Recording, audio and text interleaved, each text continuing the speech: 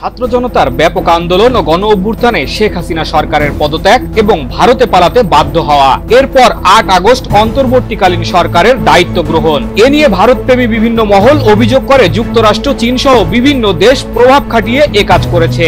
রাজনৈতিক পট পরিবর্তনের ঘটনায় এমন গুঞ্জন, জল্পনা কল্পনার এমন অবস্থায় শেখ হাসিনাকে উৎখাতের পেছনে ভূমিকা রাখা গণ আন্দোলন ও বিক্ষোভে যুক্তরাষ্ট্রের জড়িত থাকার অভিযোগের প্রতিক্রিয়া জানিয়েছে দেশটি।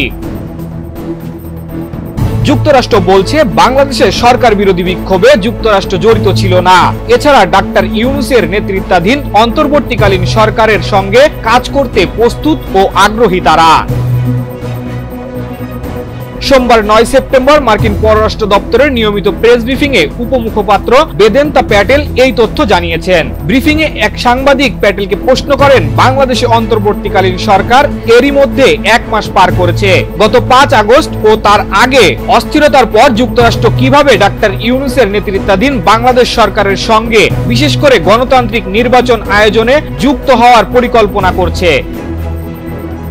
এছাড়া বাংলাদেশের সাম্প্রতিক ছাত্র জনতার বিক্ষোভে চীনা প্রভাব ছিল বলে দাবি করা হয়েছে। যুক্তরাষ্ট্র এর পরিস্থিতিকে কিভাবে মূল্যায়ন করে এবং এই অঞ্চলে কোনো কৌশলগত উদ্বেগ আছে বলে মনে করছে কিনা। জবাবে বেদেন্তা প্যাটেল বলেন, দেখুন, আমরা বাংলাদেশের পরিস্থিতি নিবিড়ভাবে পর্যবেক্ষণ করছি। আমরা ডক্টর ইউনূসের নেতৃত্বাধীন অন্তর্বর্তীকালীন সরকারের সঙ্গে কাজ করার জন্য প্রস্তুত এবং আগ্রহী, কারণ এই সরকার বাংলাদেশের জনগণের জন্য গণতান্ত্রিক ভবিষ্যৎ নির্ধারণের জন্য কাজ করে যাচ্ছে। এর বাইরে আর কিছু বলতে চাচ্ছি না।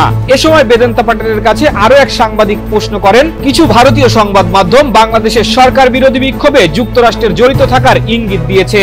যদিও ভারত ঐতিহাসিকভাবে ক্ষমতাচ্যুত শেখ হাসিনা সরকারের ঘনিষ্ঠ মিত্র ছিল, এই অভিযোগ যুক্তরাষ্ট্র ভারত সম্পর্কে কোনো প্রভাব ফেলবে কিনা।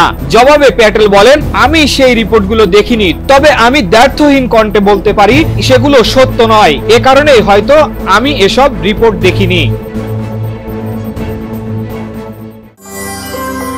সত্য, বস্তুনিষ্ঠ ও নিরপেক্ষ দৈনিক জনবাণী।